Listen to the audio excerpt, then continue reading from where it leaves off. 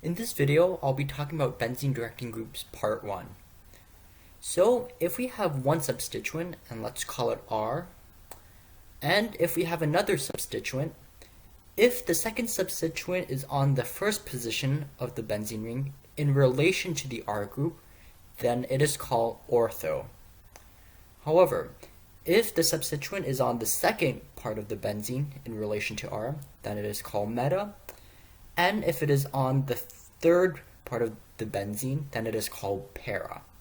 Likewise, we can also go in the other direction, and if the substituent was here, it is on the first position, so this is also called ortho. And if it is here, then this is on the second position in related to R, so this is called meta. If you're having trouble memorizing the name ortho meta para, as well as the numbering, just remember the acronym CHOMP, like from the Mario game, the Chomp Chomp Train. So, as you can see, CHOMP has O on the first position, meta on the second, and para on the third. Very similar to this benzene ring. 1, 2, 3. So in any reaction, if there's a substituent already on the benzene ring, for example, R, and we react it with some kind of reaction, right? For example, in the previous videos, you learned couple, such as nitration, sulfonation, Friedel-Crafts, and so forth. Depending on what the R group is, that would determine whether the reaction is going to put the substituent on the ortho para position or the meta position. So in sum, the R group is very important in determining the position of the reaction.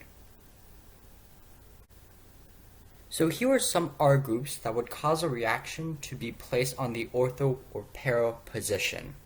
For now, don't worry about memorizing the entire chart because there is a pattern to memorizing if it is an ortho para directing group. Likewise, in a future video, you'll also learn the mechanism behind why it is an ortho para directing group.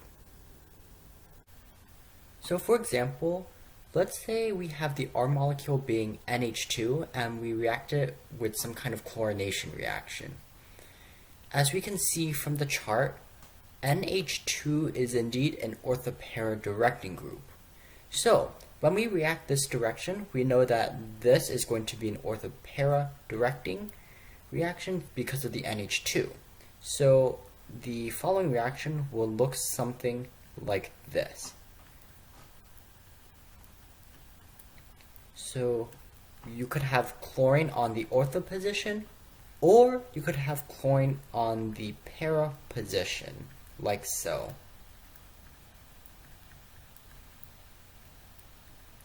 So in reality, when you do this kind of reaction, you're probably going to get like a 50-50% racemic mixture of these two compounds.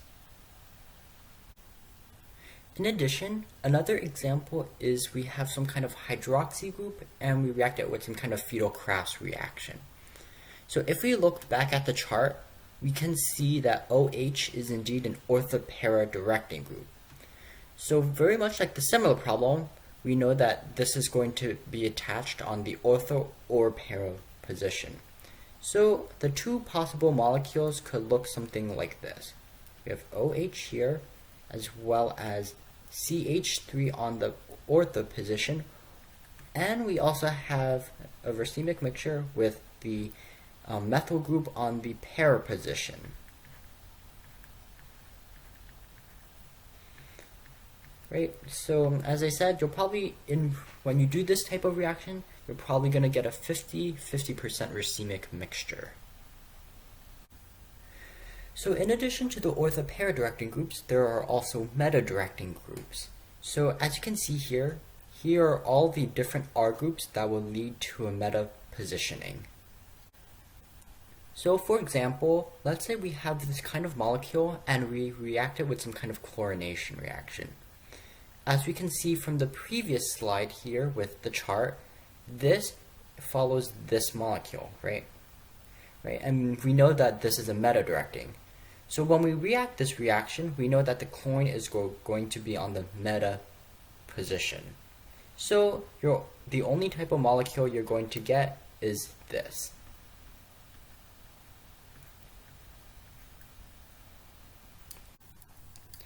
Lastly, let's say if we have nitrobenzene and we react it with some kind of chlorination reaction. As we know, NO2 is a strong electron withdrawing group. And if we go back to the chart, we can see that NO2 is indeed a strong electron withdrawing group, and thus it is a meta-director. Thus, we know that meta-directors will cause this to go on the meta position. So when we react this reaction, this will be the following molecule.